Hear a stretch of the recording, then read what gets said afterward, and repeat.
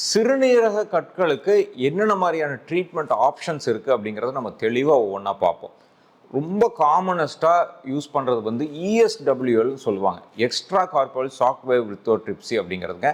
இது என்னென்னா வந்து எக்ஸ்ரே கதிர்கள் மாதிரி நம்ம போய் ஒரு டேபிளில் படுக்கணும், எக்ஸ்ரே கருவிகள் மாதிரியே எந்த இடத்துல ஸ்டோன் இருக்குங்கிறத பார்த்து எக்ஸ்டர்னல் ஒரு கதிர்கள் மூலியமாக அந்த ஸ்டோனை வந்து உடச்சுட்டு வர்றது. இது ரொம்ப ரேராக தான் இப்போ பண்ணுறாங்க. என்ன ரீசன் அப்படின்னா, இதனுடைய சக்ஸஸ் ரேட் மிக கம்மியாக இருந்ததுனால இன்றைக்கி ரொம்ப அட்வான்ஸ்டு ட்ரீட்மெண்ட் ஆப்ஷன்ஸ் எவால்வ் ஆயிருச்சு. நம்ம சர்ஜிக்கலாக பண்ணக்கூடியதில் மெயினாக முக்கியமாக 2 வகைகளாக பிரிச்சுக்கலாம் இந்த சர்ஜரியை. ஒன்று வந்து யூரினரி துவாரத்து வழியாக போய் பண்ணக்கூடாது, யூஆர்எஸ்ன்னு சொல்லுவோம், இல்லைன்னா ஆர்ஐஆர்எஸ்ன்னு சொல்லுவோம். நேச்சுரலாக யூரின் போகிற துவாரத்து வழியாக கருவிகளை செலுத்தி யூரினரி பிளாடர், யூரித்ராவெல்லாம் கிராஸ் பண்ணி கிட்னியில் போய் அந்த ஸ்டோனை உடச்சு விட்டு வர்றது வந்து யூஆர்எஸ் ஆர் ஆர்ஐஆர்எஸ்ன்னு சொல்லுவாங்க.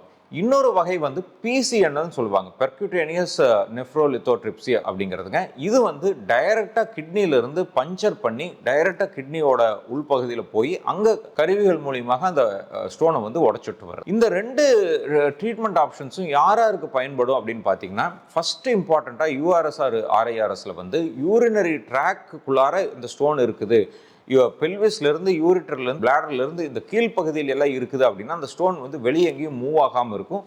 அப்போ வந்து இந்த கற்களை வந்து இந்த சின்ன துவாரத்து வழியாகவே எடுக்க முடியும்.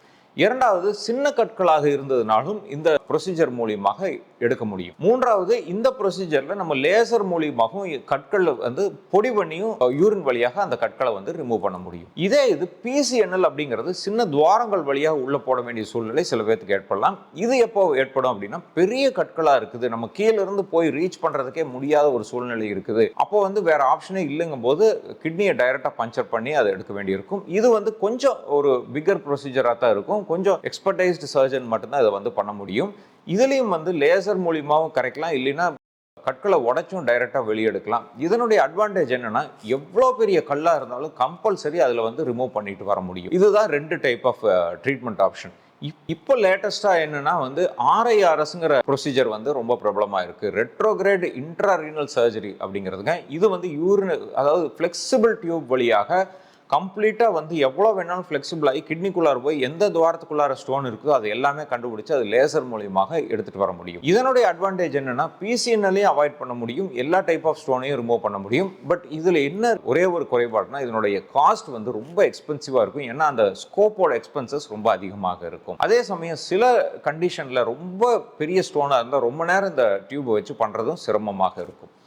ஸோ இந்த வீடியோவில் நிறைய விஷயங்கள் வந்து ஸ்டோனை பற்றி பேசியிருக்கிறோம். என்னென்ன டைப்பு, என்னென்ன ப்ரொசீஜர் டைப்ஸ், அதனுடைய அட்வான்டேஜஸ், டிஸ்அட்வான்டேஜஸ், எந்த டைப் ஆஃப் ப்ரொசீஜராக இருந்தாலும் என்னோட யூடியூப் சேனலில் இருக்கிற கிட்னி ஸ்டோன்ஸுங்கிற பிளேலிஸ்ட்டில் போய் அந்த டைப் ஆஃப் ப்ரொசீஜரை பற்றி இன்னும் டீட்டெயிலாக பார்த்து தெரிஞ்சுக்கோங்க.